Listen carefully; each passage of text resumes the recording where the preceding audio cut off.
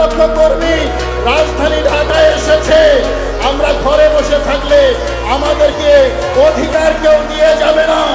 আমরা সংগ্রাম শিখেছি, আমরা শহীদ হালিমকে হারিয়েছি কিন্তু দমে যাই নাই, শহীদ লিয়াকতকে হারিয়েছি কিন্তু দমে যাই নাই, আল্লামা নুরুল ইসলাম ফারুকীকে হারিয়েছি, আমরা দমে যাই নাই।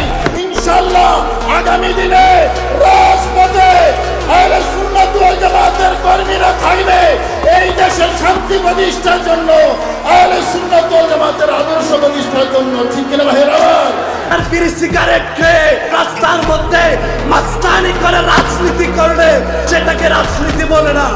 রাজনীতি কিভাবে করতে হয় আজ বাংলাদেশ ইসলামী ছাত্র সেনার আদর্শিক কর্মীদের থেকে শিখে নিন। আজকের এখানের ফ্লোরের মধ্যে বসে আপনার আমার সেনা কর্মীরা আজকে এখানে নীরবভাবে ফ্লোরের মধ্যে সুশৃঙ্খল ভাবে বসে বাংলাদেশ ইসলামী ফ্রন্টের মহাসমাবেশকে সফল করেছে। সমাজমতিন কোন মানুষের নাম নয়, সমাজমতিন হচ্ছে বাংলাদেশের সুন্নিয়তের প্ল্যাটফর্মের নাম।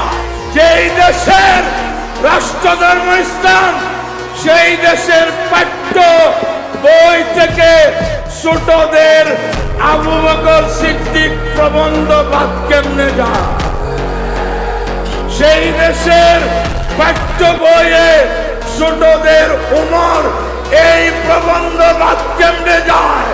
আমরা সরকারের এবং এই দেশের শিক্ষামন্ত্রীর দৃষ্টি আকর্ষণ করছি। আমরা সরকার দলীয় এবং বিরোধী দলীয় নেতৃত্বের কাছে একটা প্রথম আবেদন করব, আজ হিংসা বিদ্বেষের যে রাজনীতি চর্চা হচ্ছে প্রথম এটা বন্ধ করতে হবে। হিংসা বিদ্বেষ দিয়ে এই দেশের মানুষের সাধারণ মানুষের ভাগ্য উন্নয়ন সম্ভব নয়। দেশ দুভাগে বিভক্ত, একদল চায় একটি দলীয় সরকারের অধীনে নির্বাচন, অপর দল চায় আফ্রিকার জঙ্গল থেকে আনা তথাকথিত তত্ত্বাবধায়ক সরকার। আমরা অত্যন্ত স্পষ্টভাবে বলতে চাই, বাংলাদেশের জন্য তত্ত্বাবধায়ক সরকার কোন মঙ্গলজনক বিষয় নয়, আশীর্বাদ নয়, এদেশের জন্য অভিশাপ।